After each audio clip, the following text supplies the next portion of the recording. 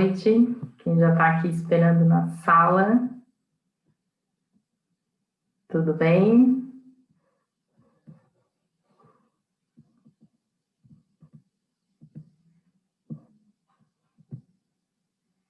Eu já vou iniciar. Boa noite, boa noite.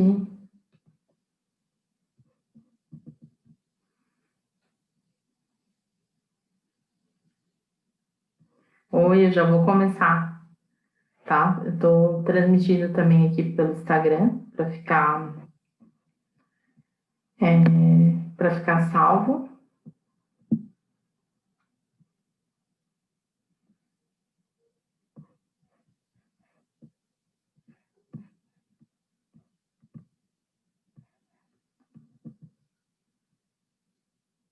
Vocês só podem me dar um ok ali no chat se o áudio está funcionando direitinho, se vocês estão conseguindo ouvir. Pode ser? Tudo certo. Ah, tá bom. Obrigada.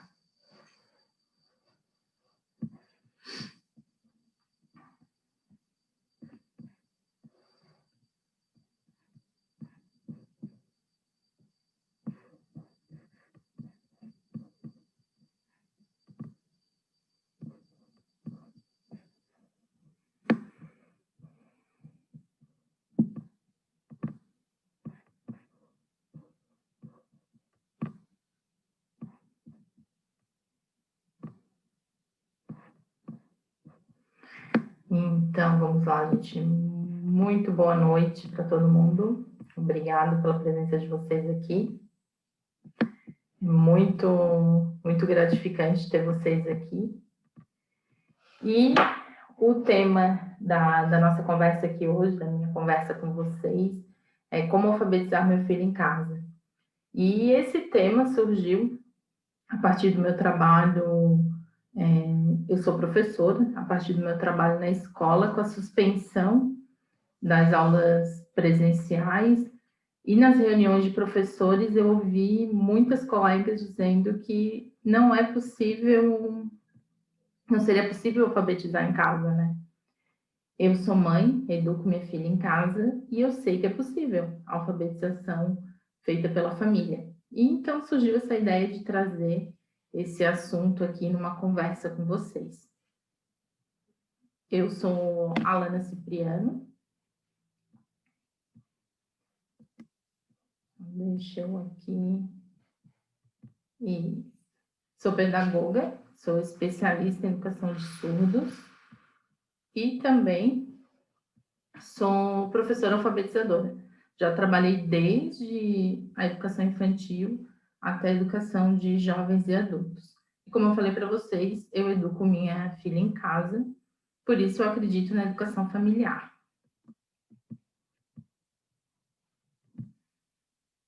Então, a pergunta principal dessa nossa conversa é como alfabetizar meu filho em casa. Então, se uma família vier e perguntar isso para mim hoje, como que eu alfabetizo o meu filho em casa? A minha resposta sincera será, não sei. E aí eles podem achar estranho, como assim não sabe? É professora e não sabe? Não, eu sou professora, mas eu acredito na educação familiar e eu sei que cada família é única. Então, não tem um método, uma fórmula, um caminho, uma receita para alfabetizar o filho em casa. Existem várias possibilidades, vários métodos, vários materiais. Eu vim aqui apresentar, na verdade, um pouco sobre o que é alfabetização, mas essa resposta, como alfabetizar meu filho em casa, tem que ser dada pela família. Não é uma pessoa de fora, por mais que a intenção dela seja a melhor possível, que vai responder essa pergunta. Então, é assim que acontece na educação familiar, a família que responde. Então, eu não sei, não conseguiria dar essa resposta para as famílias que têm que pensar e refletir sobre o assunto e traçar o seu caminho.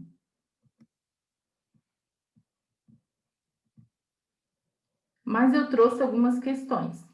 E a principal questão que eu trouxe hoje é justamente sobre Alfabetização. Então, se as famílias querem alfabetizar as crianças em casa, ela tem que entender o que é a alfabetização primeiro.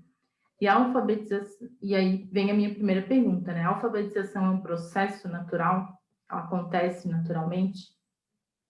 E aí, se a gente for pensar no processo de escolarização, a gente vai ter uma ideia vaga, mesmo quem nunca estudou educação, mas vai ter uma ideia vaga de que a alfabetização não é um processo natural.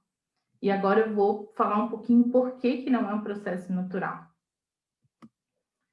A escrita é uma invenção relativamente nova, tem cerca de 1.200, ela foi inventada, né, surgiu cerca de 1.200 anos antes de Cristo, pelos povos do Oriente Médio, e foi uma etapa decisiva na história da humanidade.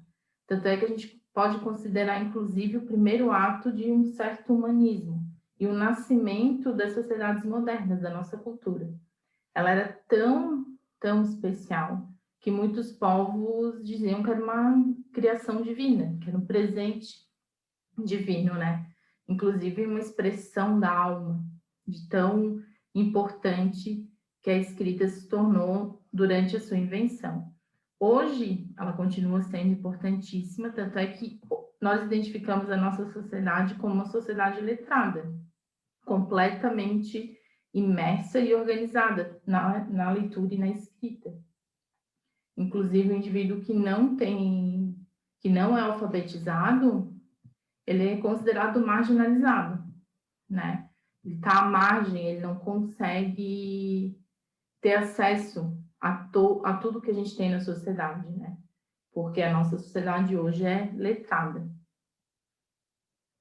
Só que para a escrita chegar até o ponto que ela foi inventada, vamos dizer assim, teve um processo muito mais longo, que é cerca de 30 mil anos. 30 mil anos, durante 30 mil anos antes desse marco aí, 1.200 a.C., nós já temos o homem expressando nas cavernas, nas inscrições rupestres, desenhos de animais, símbolos. Então, nós temos um processo bem longo até chegar à escrita. Mas esse papo é um papo muito longo, que a gente pode até falar outro dia sobre ele, que é todo esse processo que a humanidade levou até chegar à escrita. Uma das invenções principais da escrita, e é a base do nosso sistema de escrita hoje alfabético, é a invenção do alfabeto, né? Ele facilitou muito o aprendizado da escrita, né? E nós não trabalhamos ou não sabemos dessa informação, que eu considero muito importante expor para as crianças e explorar, que é a invenção das letras. Por exemplo, a letra A, que aparece aí para vocês, ela foi inspirada numa cabeça de boi, né? E eu já vou explicar o porquê. Os fenícios que usavam esse alfabeto, essa primeira representação das letras, eles chamavam, tinha como nome o animal boi Aleph. Então, para escrever, usavam a cabeça do boi, que é o Aleph, e na hora de ler, de fazer a leitura, falava somente o primeiro som da palavra, que é o A, Aleph. Eles suprimiam todo o restante da palavra e falavam só o A. Era uma forma de memorizar aquele som, né? Para lembrar que aquele símbolo ali se referia ao som A. Então, esse alfabeto dos fenícios tinha cerca de 30 letras, e todas as letras eram representadas com elementos da natureza, justamente para ajudar na memorização. Então, cada letra que nós usamos hoje tem uma história, né? Tem um passado que é muito interessante de ser explorado. E aí nós temos o sistema de escrita alfabética. Eu coloquei ali para vocês o alfabeto, só que a alfabetização, o processo de alfabetização, a aprendizagem da leitura e da escrita não acontece como a língua falada, como eu falei, né? Por quê? Porque com a linguagem falada, com a língua, a gente só expõe a criança à língua, né? Desde que ela nasceu, nós conversamos com ela, e ali com 1 ano ela vai aprendendo a falar e vai cada vez mais expandindo o vocabulário, o uso da linguagem. Com a escrita, isso não acontece. Não adianta a gente expor a criança somente a materiais escritos que ela vai aprender todo o sistema de escrita alfabética. Por quê? Porque alfabetizar, ter o domínio do sistema de escrita alfabética não é só a decodificação das letras nos sons, é o uso, né? E aí eu trouxe para vocês uma história que aconteceu comigo. Vocês estão vendo ali uma plaquinha, né? Aluga-se apito na praia. E essa história é assim, eu aprendi a ler e eu morava na praia e um dia eu passei e percebi essa placa num vizinho. E eu fiquei, toda vez que eu passava para ir para a escola, para voltar para a escola, eu lia essa placa e ficava pensando sobre ela. Eu tinha cerca de 7 anos, por aí, 8 anos. E um dia eu cheguei e falei para o meu pai, olha só, pai, o Nilo, que é o nosso vizinho, está alugando apito na praia. Aí meu pai olhou assim, pensou. Aí ele começou a rir, né? Não, não é apito de apitar, é apartamento na praia. E realmente deve ter passado na minha cabeça, assim, que ele alugava vários apitos e as crianças ficavam apitando na praia. Não, era apartamento. O que eu quis trazer com esse exemplo que aconteceu comigo? Que a criança, ela não tem todo o conhecimento de todo o sistema da escrita. Eu não sabia naquela época que poderia abreviar uma palavra. E por isso que o sistema de escrita alfabética ele é tão complexo, né? Ele não é algo só de codificar. Eu li a palavra A-P-T-O, apito. Devo ter até pensado assim, ele esqueceu de botar o I para fazer o pi, né? Mas não, era uma abreviação. Então, o sistema de escrita alfabético ele é muito mais que a decodificação, porque envolve várias coisas, inclusive a grafia das palavras, né? A gente trabalha com as crianças casa, e as crianças escrevem casa com Z, por causa do som. E aí a gente mostra para elas que não é com Z, que é com S. Então, a grafia, o uso de certas palavras em certos contextos, abreviação, sigla e por aí vai, né? É bem complexo o sistema de escrita alfabética. E a gente tem que ficar atento porque as crianças dão pistas sobre o que a gente pode desenvolver e trabalhar com elas. Então, nesse caso, quando eu trouxe essa abreviação, poderia ser explorado outras abreviações, né? E aí expandir o vocabulário. Mais uma prova de que o processo de alfabetização não é natural, são esses dados aqui que eu trouxe para vocês. Em 2015, 98,6% das crianças de 6 a 14 anos, né, crianças e adolescentes, estavam na escola, né, estavam frequentando a escola. Em 2016, foi feita a prova ANA, que é a Avaliação Nacional de Alfabetização. Essa prova ANA, ela foi feita com crianças de 8 anos, que já tinham passado 3 anos na escola. E 54,7% dessas crianças não alcançaram um nível suficiente de alfabetização. Elas foram consideradas, a alfabetização, o processo de alfabetização delas foi considerado insuficiente, né? E isso é alarmante porque elas passaram 3 anos, né? As crianças, elas entram com 6 anos no primeiro ano, então 6 anos no primeiro ano, 7 anos no segundo, no terceiro elas estão com 8 anos. Então elas teriam que ter um nível, no mínimo, suficiente de leitura e escrita. E a prova de 2016 comprovou que mais da metade não tinha esse nível. E aí eu trouxe um dado também interessante, que em 1982, mais da metade dos alunos repetia a primeira série. Eu lembro de muitos colegas de primeira série que repetiram, não conseguiam aprender a ler e repetiam. Eu lembro de um caso que ele repetiu várias e várias vezes. Então, não é um processo natural, realmente precisa de um trabalho organizado e de um planejamento.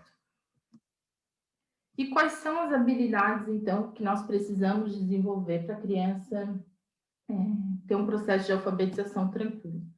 são 4 habilidades mais importantes, que a gente chama de habilidades preditoras, que é o vocabulário, que tem a ver mesmo com as palavras. Então, a criança lá com 2, 3 anos, ela começa a expandir o vocabulário, falar muito, palavras novas e tudo mais. A compreensão, que é compreender o que significam essas palavras. O conhecimento das letras, saber o nome das letras. E a última habilidade, que é a consciência fonológica. Então, essas são as 4 habilidades que a gente precisa desenvolver na criança para o processo de alfabetização. Das 4, a consciência fonológica, que eu separei e que eu vim apresentar hoje para vocês. Ela faz parte da consciência linguística. Ela é a mais complexa e ela é responsável por 50% do sucesso na alfabetização. A consciência fonológica, resumidamente, é a consciência dos sons, né? Não tem nenhuma relação com as letras, com a escrita. É realmente o reconhecimento dos sons, a compreensão dos sons da nossa linguagem e a manipulação desses sons.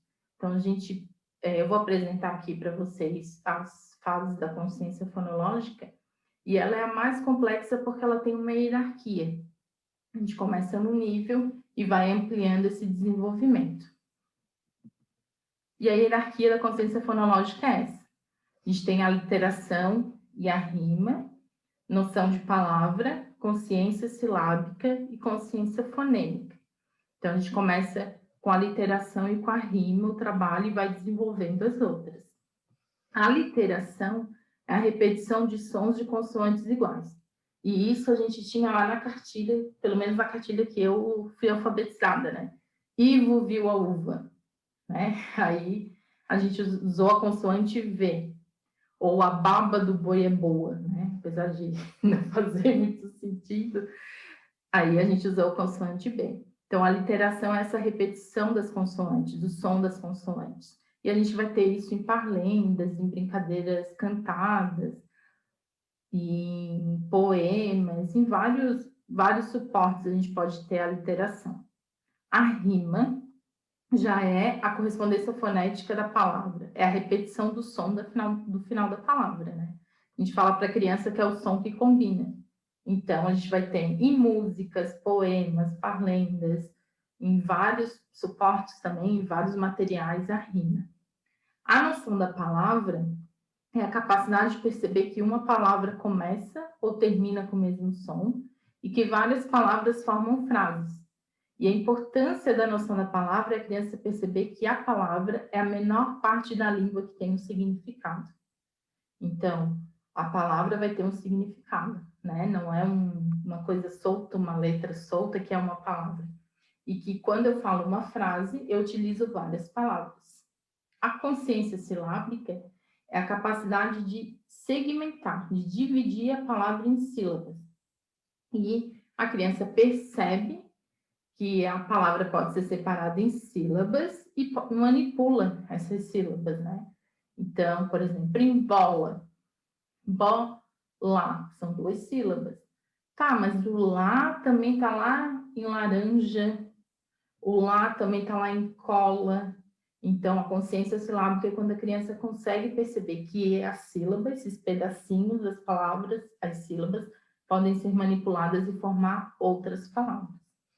E a última habilidade, que é a mais complexa, é a consciência fonêmica. A consciência fonêmica é a consciência do menor som da língua. E, estudando a consciência fonêmica, alguns teóricos dizem, né, eu já ouvi dos 2 lados, de que o fonema a gente não consegue pronunciar. Então, seria o som, assim, de uma forma bem ampla, o som da letra.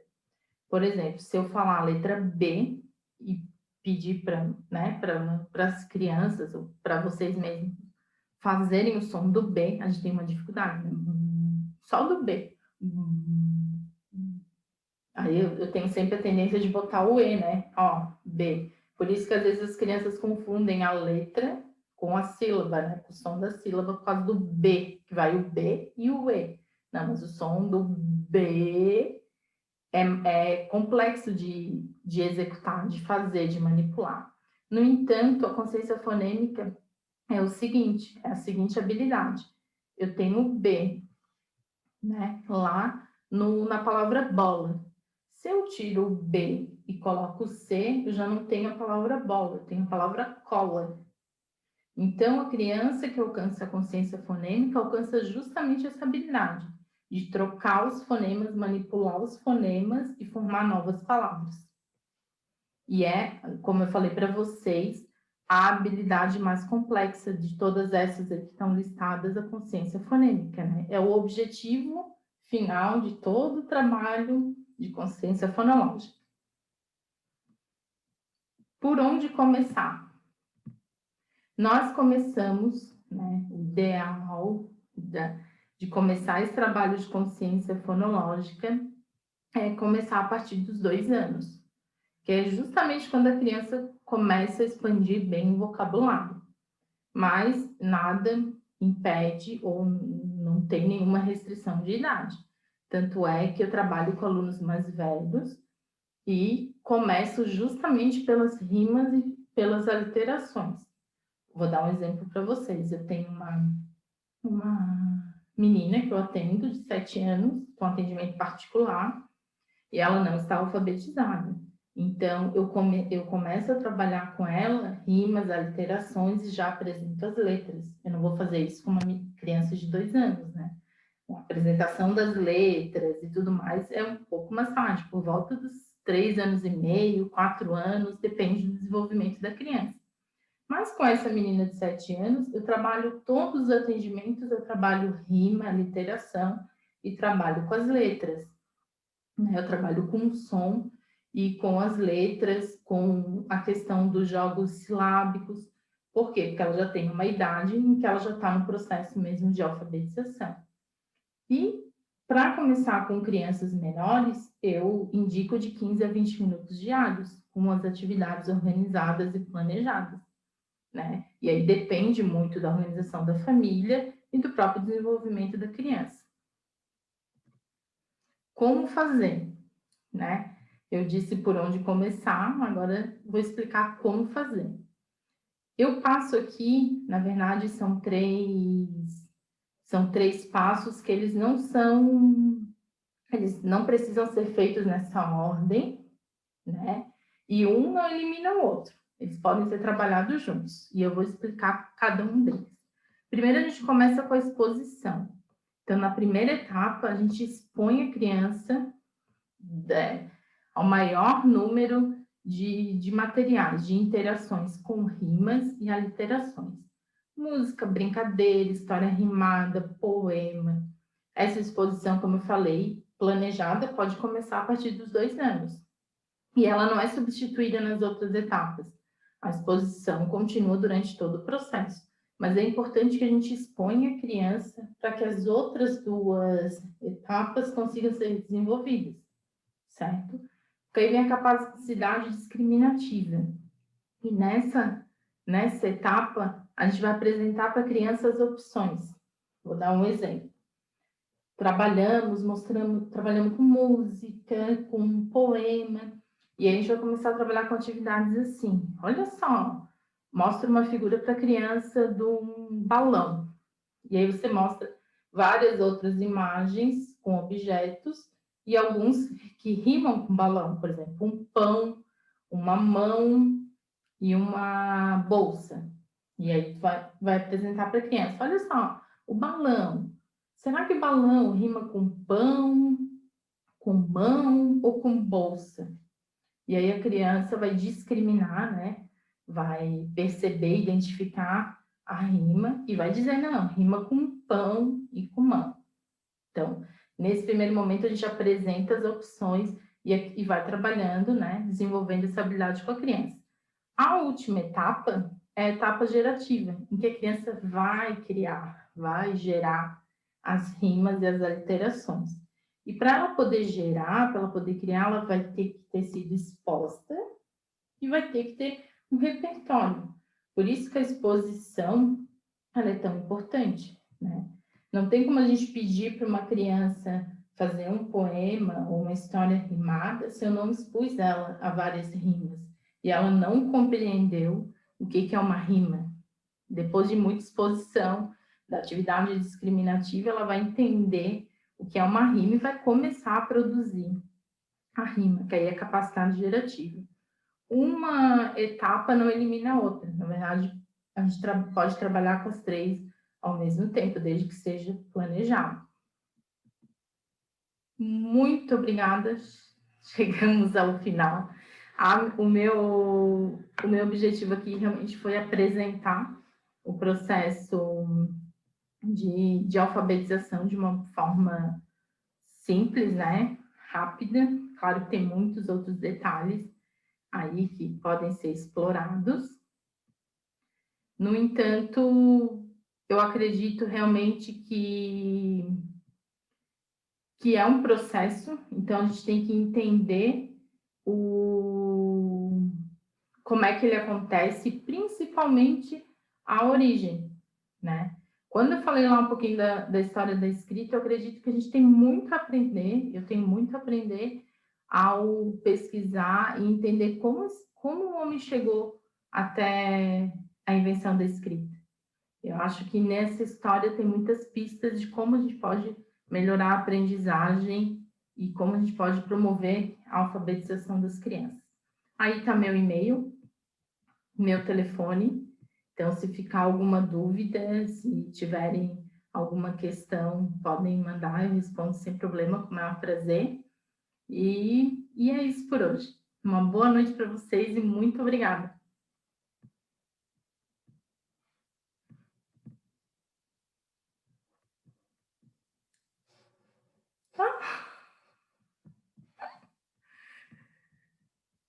Calma. Saudade! Sucesso! Tudo bem?